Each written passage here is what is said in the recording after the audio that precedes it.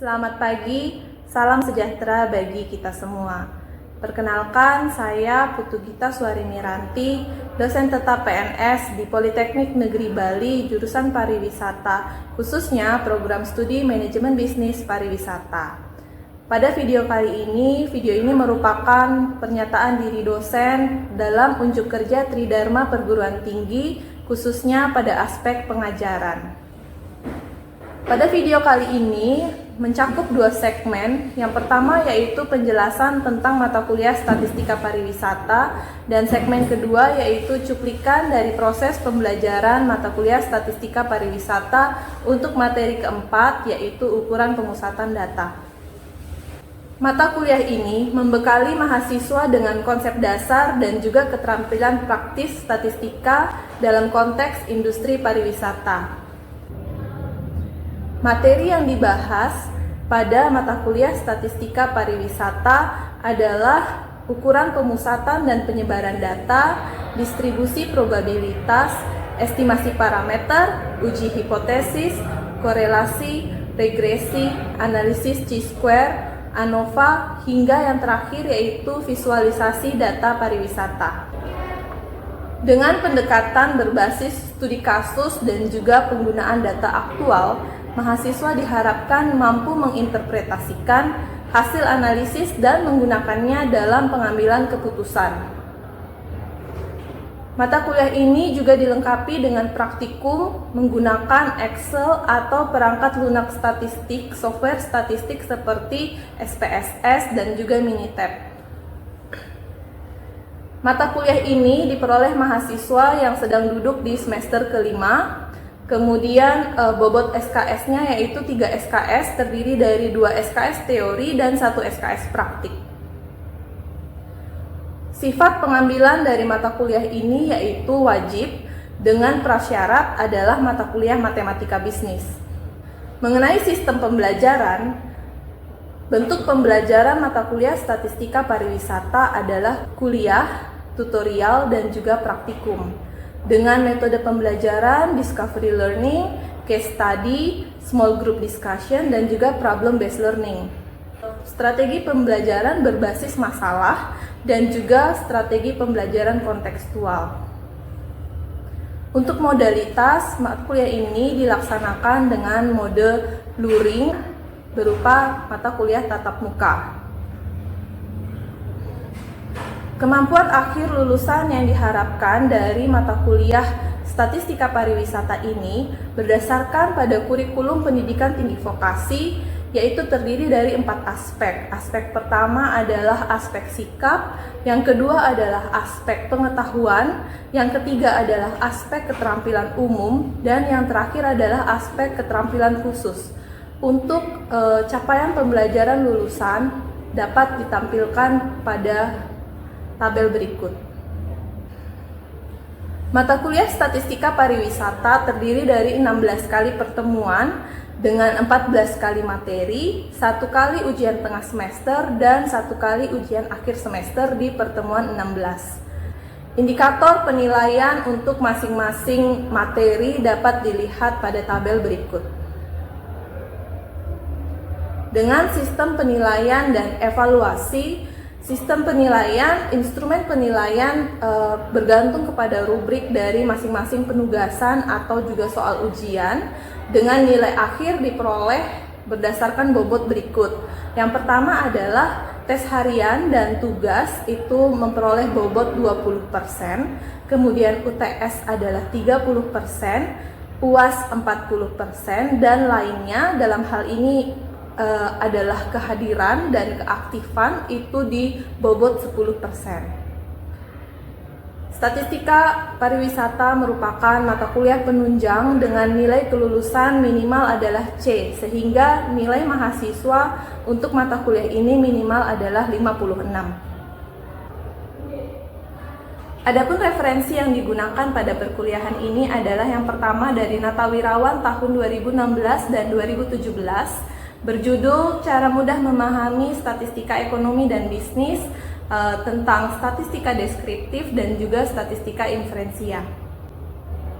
Selanjutnya dari Sugiono tahun 2023 berjudul Statistika untuk Penelitian, dan yang terakhir adalah dari Tanjung et al. Itu berjudul Statistika Deskriptif. Ini adalah buku yang saya tulis bersama beberapa teman dosen dari kampus lain. Segmen berikut akan menampilkan cuplikan dari proses pembelajaran statistika pariwisata dengan materi keempat, yaitu tentang ukuran pemusatan data. Pagi semua. Pagi. Bagaimana kabar kalian hari ini? Luar biasa. Baik, luar biasa katanya. Ya, kita berkumpul kembali hari ini untuk melaksanakan perkuliahan statistika pariwisata ya. Hari ini masuk di pertemuan 4 tentang ukuran pemusatan data. Namun sebelum kita mulai lebih jauh, sebaiknya kita awali dulu dengan doa supaya perkuliahan hari ini dapat berjalan dengan lancar. Baik. Kita berdoa menurut agama dan kepercayaan masing-masing. Berdoa mulai.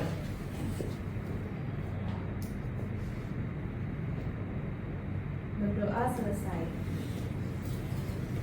Ya, oke, baik. Sebelum kita mulai lebih jauh, absen dulu ya. Nikade Feni Mahayani, Stefanus, Krisna, Citra, kemudian ada Dinar, sampai Maria Benedikta Kajo. Baik, oke, semuanya hadir. Kita kembali ke materi kita tentang ukuran pemusatan data. Nah, di sini saya jelaskan terlebih dahulu tentang tujuan pembelajaran dari statistika pariwisata ya. Yang pertama yaitu harapannya nanti Anda akan mampu menjelaskan konsep ukuran pemusatan data. Dan yang kedua, mampu mengidentifikasi jenis ukuran pemusatan data yang tepat untuk data yang kalian miliki nanti. Yang ketiga, harapannya adalah Anda akan mampu menghitung nilai mean, median, dan juga modus.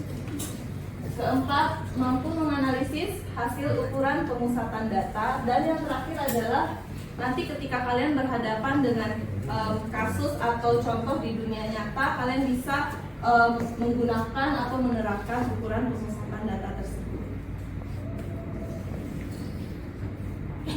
Jadi pada perkuliahan hari ini ada 5 poin yang akan saya sampaikan atau kita pelajari bersama, yaitu yang pertama tentang konsep ukuran pemusatan data, yang kedua jenis ukuran pemusatan data, lalu bagaimana cara menghitung mean, median, dan juga modus, yang keempat bagaimana menginterpretasi atau membahasakan hasil analisis mean, median, dan modus. Yang kelima, yang terakhir adalah penerapan ukuran pemusatan data pada data-data di bisnis pariwisata. Nah, minggu yang lalu kita sudah belajar tentang tabel dan juga grafik. Ya, saya ingin mereview pertemuan di minggu yang lalu. Untuk materi sebelumnya sudah dijelaskan tentang data tunggal dan juga data kelompok. Nah, menurut Anda setelah belajar di minggu yang lalu, apa saja perbedaan dari kedua jenis data tersebut? Siapa yang bisa jawab? Citra, boleh bantu? Dari perbedaan dari kedua data ini, mulai dari data tunggal itu, data tunggal adalah data satuan yang belum dikelompokkan ataupun diletakkan dalam kategori manapun, dan biasanya digunakan ketika rentang datanya itu pendek dan ingin mengetahui nilai lebih detail. Biasanya itu contohnya umur karyawan dari umur 21, 22, 23 itu diterterakan secara satuan ataupun sebagai baris. Nah, untuk data kelompok sendiri, data yang dari satuan itu sudah dikelompokkan atau dikategorikan sesuai dengan yang kita inginkan. Pada contohnya itu, misalnya umurnya itu bisa langsung dari 25 sampai 30 untuk usia yang pria ataupun wanita. Nah, biasanya digunakan ketika rentangnya itu panjang dan juga mempermudah kita untuk mengetahui nilai yang mana. Oke, baik. Terima kasih Citra. Terima kasih Citra, tadi penjelasannya bagus sekali tentang perbedaan data tunggal dan data kelompok. kelompok sudah lengkap dengan contohnya, yaitu tentang umur karyawan. Kalau datanya rentangnya pendek, kita memang bisa pakai data tunggal. Ketika rentangnya banyak, kemudian datanya banyak, dia akan lebih mudah untuk dipahami ketika kita menggunakan data berkelompok, seperti pada tabel frekuensi. Nah, kemudian pertanyaan yang kedua, apa kelebihan dan kekurangan dari penggunaan tabel dan juga grafik dalam penyajian data statistik? Ada yang bisa bantu menjawab? Boleh, Stefanus menjelaskan. Baik, jadi kelebihannya adalah secara pemberian data itu sudah representatif dan juga secara visual bagus untuk grafik dan tabel. Namun kekurangannya jika terlalu panjang akan sulit untuk dipahami. Oke, baik. Mungkin ada yang mau menambahkan? Boleh Citra lagi? Jadi saya izin menambahkan pendapat dari Evan untuk bagian yang grafik. Jadi kelemahan dari grafik itu karena dia kan bentuknya tuh gambar ya Bu. Jadi untuk data numerik ataupun yang lebih kompleks itu susah untuk dilihat, dan juga kita terkadang sebagai orang awam yang baru melihat itu susah untuk memahami ini tuh berapa sih nilainya, yang ini berapa. Oke, baik, terima kasih Citra. Jadi dari jawaban Evan dan juga Citra sudah benar bahwa untuk tabel dan grafik dia punya kelebihan secara visual, lebih mudah untuk dipahami, lebih menarik. Namun ketika contoh pakai grafik tadi seperti kata Citra ya, dia tidak tertera angka pasti yang sekiranya kita butuhkan gitu. Sehingga disitulah fungsi kenapa kalian hari ini mempelajari tentang ukuran pemusatan data. Jadi ukuran pemusatan data yang kalian pelajari hari ini tentang data tunggal dan juga data kelompok. Nah, di sini saya sudah memberikan konsep ukuran pemusatan data. Statistik deskriptif dengan menggunakan tabel dan grafik seperti yang dijelaskan sebelumnya seringkali belumlah cukup untuk Anda mengambil keputusan. Adik-adik ini sekalian adalah calon-calon manajer di bidang bisnis pariwisata, benar tidak? Benar. Oke, ketika adik-adik akan mengambil keputusan, seringkali nggak cukup dengan menggunakan grafik atau tabel saja. Anda akan butuh satu angka pasti. Nah, angka pasti itulah yang disebut dengan ukuran pemusatan data. Sebagai calon manajer di bidang bisnis pariwisata, nah kalian saya minta beri contoh ilustrasi. Kira-kira data apakah yang kalian butuhkan nanti untuk mengambil keputusan, tapi tidak bisa dengan menggunakan grafik atau tabel. Kira-kira ada yang bisa bantu saya? Rizky angkat tangan duluan, silakan Rizky jawab. Baik Bu, nah menurut saya misalkan dalam perhitungan key performance di Departemen FO itu sendiri untuk menilai kinerja karyawan di Departemen FO itu dalam skor lama check in dan check out itu pasti ada membutuhkan data. Nah, dalam data tersebut berupa angka pasti rata-rata dari seluruh karyawan FO-nya, dan juga dari nilai tersebut kita dapat menyimpulkan kita bisa menunjukkan performa yang baik dalam Departemen FO tersebut. Baik, terima kasih Rizky. Jadi tadi Rizky menggunakan contoh Key Performance Index dari waktu check-in dan check-out petugas front office. Ya benar. Kalau waktu check-in, petugas front office hanya disajikan dalam bentuk grafik, misal dari 20 orang petugas front office atau staff front office, tentunya belum cukup untuk kita mengambil kesimpulan apakah proses waktu check-in dan check-out ini sudah sesuai SOP atau belum. Apakah dia lama waktunya lebih dari target atau belum. Dan kita butuh satu angka pasti, yaitu misal berapa sih rata-rata dari lama check-in dan check-out, gitu ya. Sekarang kita masuk ke jenis ukuran pemusatan data. Kalian sudah pernah dengar sebelumnya tentang ukuran-ukuran pemusatan data? Sudah. Ya? Sudah. Ada apa aja? Nah, itu tadi penjelasan singkat tentang min, median, modus. Sekarang kita masuk satu-satu ke dalam masing-masingnya. Yang pertama yaitu tentang min. Di sini saya berikan rumus dari min. Min itu atau nilai rata-rata biasa disimbolkan dengan, ada yang bisa baca ini namanya apa? Mu, benar, mu ya, mu. Kalau ini Sigma. sigma i sama dengan 1 sampai n xi per n.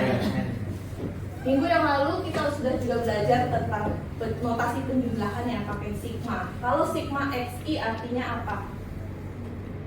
Artinya jumlahan dari x dengan indeks i. Jadi x akan berkisar dari x1, x2, x3 sampai dengan xn. N itu adalah banyaknya data. Sebagai contoh, misal lama waktu check in dan check out dari petugas front office ya. Ada 10 orang. 10 orang berarti N-nya atau banyak data adalah 10.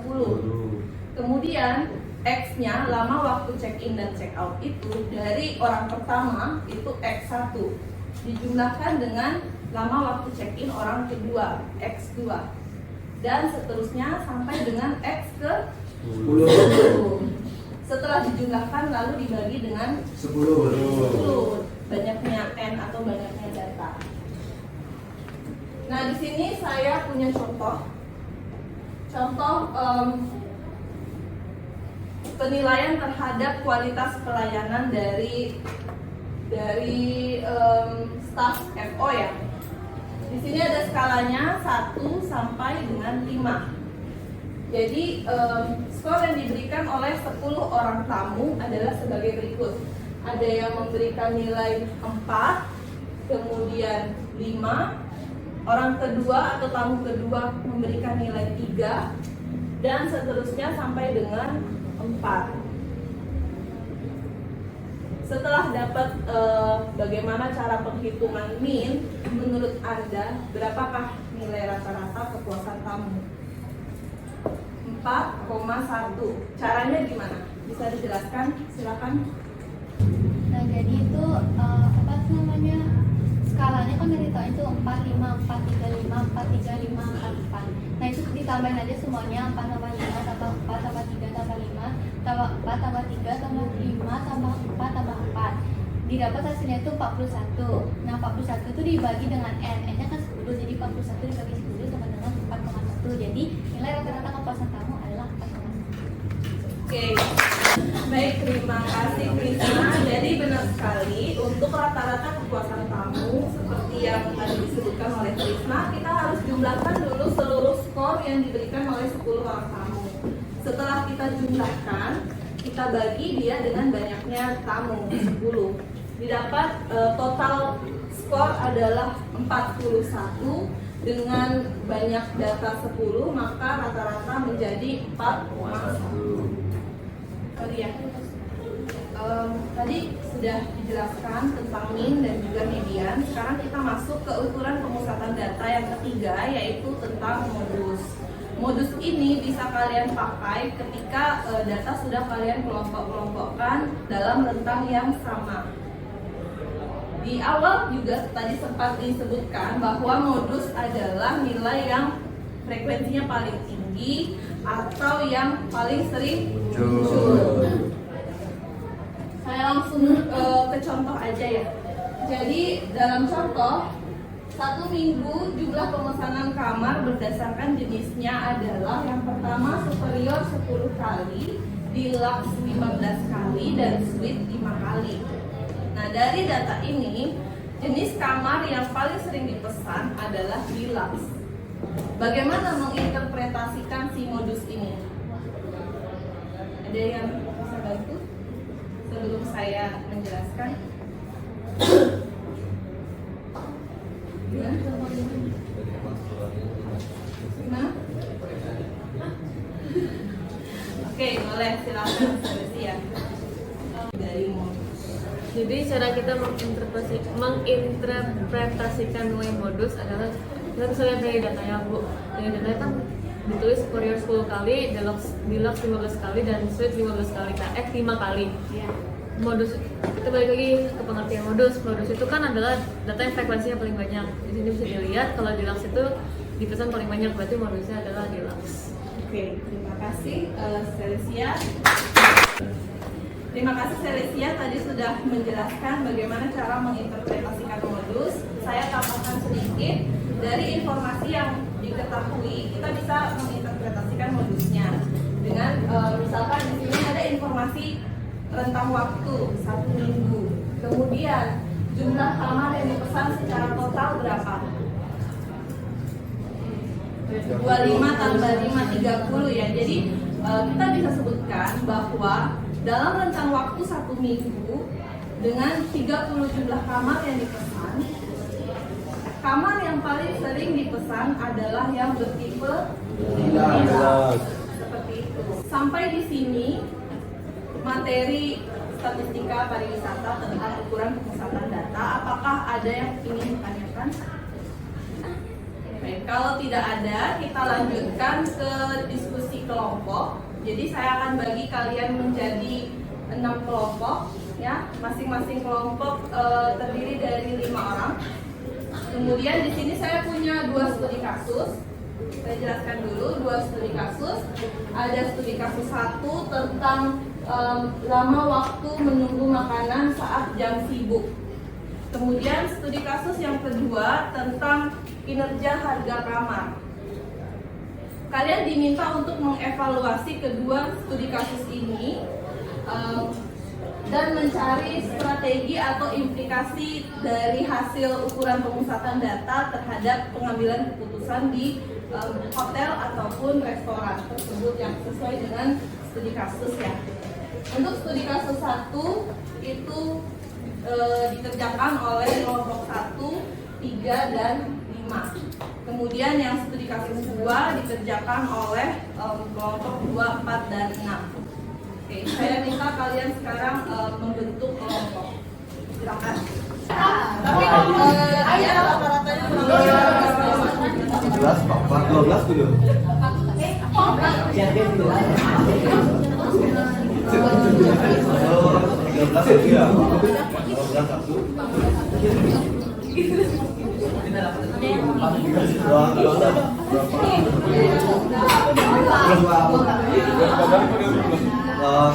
sudah 15 menit. Jadi sekarang kita masuk ke sesi presentasi untuk masing-masing kelompok ya. Masing-masing kelompok. Saya minta dari kelompok 1 lebih dahulu untuk mempresentasikan tentang studi kasus pertama. Baik, silakan dari representatif dari kelompok 1. Jadi terima kasih ya Ibu atas waktunya. Di sini saya ingin menjelaskan hasil perhitungan dari kelompok 1. Saya menarik studi kasusnya. Ini diminta nilai mana yang lebih representatif untuk dijadikan dasar keputusan manajemen. Jadi dari kelompok kami lebih menyarankan untuk mengambil di data median dan modus. Kenapa? Karena di data mean itu kayak apa ya? Dari angka 14,27 tadi itu bisa dipengaruhi oleh satu nilai tinggi yaitu 15. Dan juga dari mean itu tidak representatif karena adanya outlier atau pencilan. Jadi dari kisaran waktu 50 menit itu kan kita nggak tahu ya, bisa terjadi kemungkinan seperti adanya gangguan operasional gitu. Jadi seperti itu Penjelasan dari kelompok 1 tadi. Boleh silakan Evan. Saya tadi dengar pencilan itu apa ya Bu ya? Baik, pencilan. Ada yang mau bantu jawab? Pencicilan? No. Pencilan. Oke. Pencilan atau outlier adalah nilai yang ekstrim tinggi atau ekstrim rendah. Ya, tadi disebutkan kalau mean itu sensitif terhadap pencilan. Ketika ada pencilan, ya, misal contoh, saya kasih contoh tinggi badan kalian aja ya. Contoh tinggi badan kalian di sini rata-rata berkisar antara 160 sampai 170. Kalau ada yang pencilan atau tinggi sendiri, misal 200 cm gitu ya, 2 meter, maka rata-rata tinggi badan kalian akan bergeser semakin tinggi. Yang harusnya 160, tinggi badan kalian akan bergeser jadi 170-an. Apakah itu representatif untuk kelas kalian? Tidak, karena sebenarnya kalian kan rata-ratanya sekitar 160. Kalau ada pencilan, jadinya tidak representatif. Itulah yang disebut mean itu atau nilai rata-rata sensitif terhadap nilai ekstrim atau pencilan. Ekstrim tinggi atau ekstrim terlalu rendah, itu kita bisa antisipasi dengan penggunaan median ataupun modus. Karena median dan modus itu tidak sensitif terhadap adanya pencilan. Kalau mean dia akan sensitif terhadap pencilan. Kalau ada pencilan dia nilainya bisa bergeser. Yang harusnya misal tadi sekitar 12 ya. Tapi ketika ada muncul si nilai 50, mean-nya akan bergeser menjadi 14, dan itu akan mempengaruhi kinerja keseluruhan. Jadi sudah benar yang disarankan oleh kelompok 1 sebaiknya pakai median dan modus. Jadi tadi kita sudah sama-sama belajar tentang mean, median, modus. Kita juga sudah diskusi, kemudian ada yang presentasi. Sampailah kita di penghujung dari perkuliahan statistika pariwisata ini ya. Sekarang kita ke kesimpulan. Nah, dari perkuliahan tadi awal sampai akhir, adakah yang mau membantu saya memberikan kesimpulan dari perkuliahan ini? Wow, oke. Kita ke Degus aja kayak. Oke, dalam materi hari ini yaitu ukuran pemusatan data, kita dapat belajar 3 hal ya guys ya. Yang pertama ada mean, median, sama modus. Mean itu ya nilai rata-rata dari suatu data yang kita kelola. Itu cara-caranya kalau nggak salah jumlah nilai dibagi dengan banyak nilai. Kemudian ada median yaitu nilai tengah dari suatu data. Dan yang terakhir ada modus yaitu nilai yang paling sering muncul ketika kita mengolah data itu. Nah, pada dasarnya ketiganya ini kita dapat gunain untuk menentukan keputusan di suatu saat yang akan mendatang, dan kita bisa pakai sesuai dengan kebutuhannya kita. Baik, terima kasih Degus tadi sudah menyimpulkan materi kita pada hari ini. Jadi hari ini kalian sudah belajar tentang bagaimana menggunakan mean, median, modus, terutama nanti ketika kalian berkecimpung di bisnis pariwisata ya. Nah, untuk materi kita di minggu yang akan datang atau pertemuan kelima, yaitu lanjutan dari ukuran pemusatan data, kita akan masuk ke ukuran penyebaran data. Untuk materi bisa kalian akses di e-learning. Cukup ya untuk hari ini ya? Cukup. Jadi, sebelum kita tutup pertemuan hari ini, kita kembali tutup dengan doa supaya apa yang kalian dapat hari ini bermanfaat untuk kalian semua.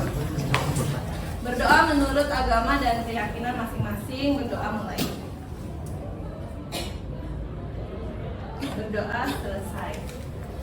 Baik, terima kasih atas perhatian dan kerjasama adik-adik hari ini sehingga perkuliahan statistika pariwisata dapat berlangsung dengan lancar. Kita kembali ketemu lagi di minggu yang akan datang. Selamat siang.